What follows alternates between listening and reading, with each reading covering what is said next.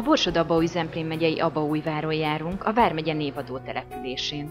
Az egykor jelentős településen mára már csak 160-an élnek, mégis példaértékű lehet az az összefogás, amely élő közösségé teszi a kincsekben gazdag falut. Gyertek testvérek, halljátok, miképpen szól Istennek szent igéje hozzánk ez ünnepi órán. Ott jártunkkor a részben megújult templomukat ünnepelték a helybéliek, amelybe 14 év után költözhetett vissza a református közösség. De hogyan is kezdődött a történet 14 éve? Tehát megélni a közösség vezetőjeként azt a válságot, amit a közösség jelentett, hogy akkor most nekünk akkor ki kell menni a templomból. És mondtam, hogy igen, ki, mert csak így lehet majd újra szép templomba visszajönni, és az volt a kérdés, hogy mikor. És ki kellett mondani, hogy 10 éven belül biztos, hogy nem. És akkor oda jött egy, már 80 éven túl nagyon kedves öreg bácsi, hogy akkor lehet, hogy én már nem érem meg. Hát azt tudtam mondani, hogy az Úristen mindegyikünkkel szabad, de mind a ketten tudtuk, hogy mondjuk 85 évesen már realitása van annak, hogy akkor ő 10 év múlva már nem biztos, hogy megéri. Tehát, és ebbe az egészbe, hogy mégis a közösség belemegy, és azt mondja, hogy igen, ez a miénk, és érték, és ebbe ez az értéktartást ad. És gondolom, hogy ezért születhetett a másik épület is, hiszen a másik épületnek az alapja az a gyülekezeti terem volt, amit annak idején egy istállóból alakítottunk ki, egy gyülekezeti teremmé csupán, hogy legyen hol Isten tiszteletet tartani. És az rendbetéve, megtoldva, lám, közösségi házzá lesz. A település múltjáról Tóth István abaújvári lelkész mesélt nekünk. Maga Abaújvár, Abaúj vármegyének a névadó települése. Aba Sámuelnek van itt egy földvára, ettől a templomtól nem messze, amely egykor 1200-as évekig magának Abaúj vármegyének volt a központi települése, majd ez a település a Perények birtokába kerül, akik hosszú évszázadokon keresztül uralják ezt a települést, így alakul az is, hogy ezt a templomot Perényi Péter országbíró építette ide. Elgondolkozhatunk, hogy mekkora jelentőségű lehetett ez a község, vagy nevezzük valamikor városnak, hogyha egy országbíró itt épít templomot azért, mert ez a templom valószínűleg azért épült, hogy ő itt eltemetesse magát.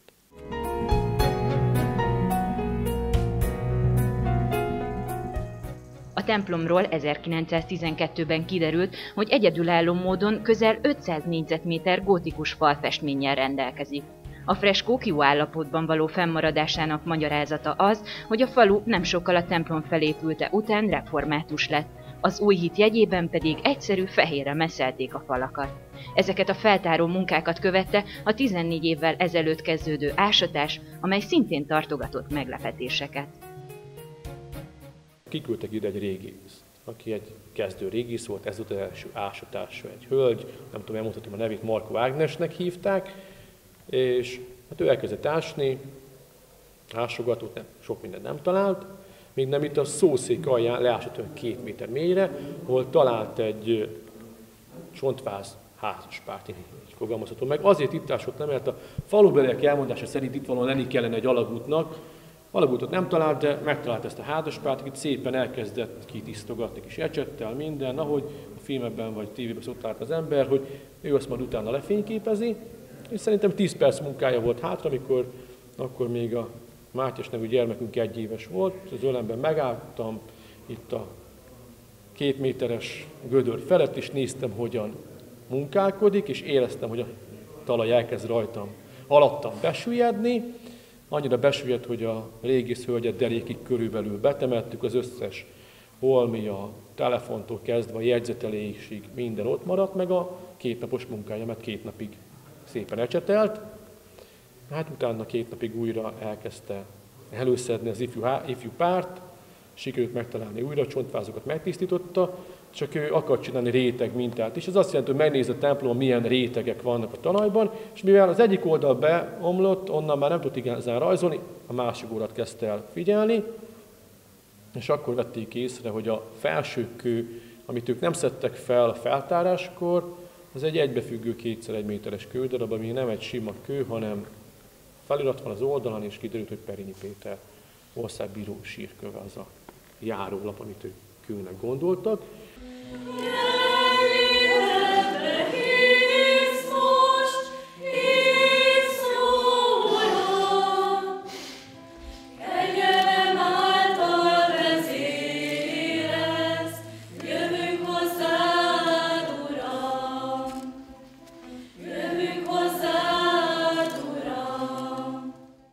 Az őseink azok képesek voltak kialakítani itt egy központot és egy szépet alkotni, mi pedig hát nem egészen méltó utódai megpróbáljuk legalábbis karbantartani, vagy részben karbantartani, illetve feltárni mindazt, amit az évszázadok ugye eltakartak előlünk, akár a freskókra, akár pedig Perényi Péternek a síremlékére, ha gondolunk. Hát ebben követtek el itt sokan nagyon jó dolgokat.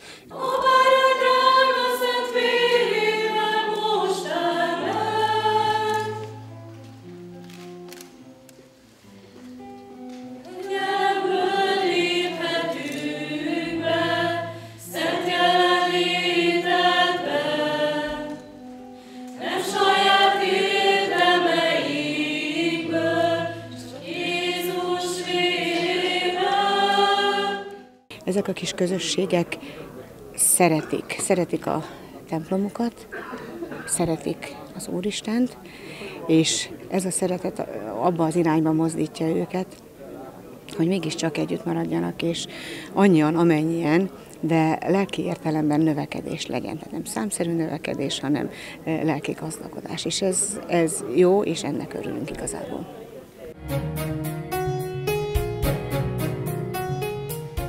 Fontos a közösség alkotó ereje, ebből újult meg a templom, s épült meg egy közösségi otthon a településen. Volt egy közösségünk, amire ráépítettük ezt az épületet, és ez az épület igazán kezdi most összekovácsolni az embereket, és még jobban ide vonzani. Nem véletlenül adtuk a nevet neki azt, hogy otthon. Érezze magát, aki bejön otthon. És én az elmúlt hetekben ezt megtapasztaltam, hogy úgy jöttek ide fel emberek, hogy észrevették, mi azért meg kell csinálni, észrevették, hogy a vakot egy kicsit ki kell javítani, este 11-kor még elkezdték a falat festeni, meg sorolhatnám, hogy mennyi olyan dolog mutatkozott meg, amin az látszott, hogy ezek az embereknek ez fontos ez az épület. Mert ad egy helyet, ahol össze lehet jönni. Mint mondhatom, az kell egy hely, és ez megvalósult.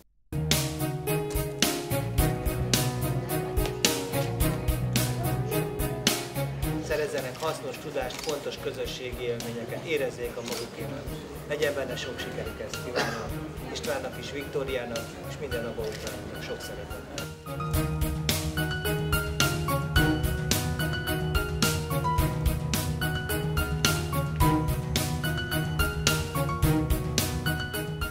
A református gyülekezetet Perényi Borbála alapította, akinek a nevét viseli az abaújvári IKST. A közösségi otthon tartalmas szórakozást, kikapcsolódást és feltöltődést nyújthat minden korosztálynak.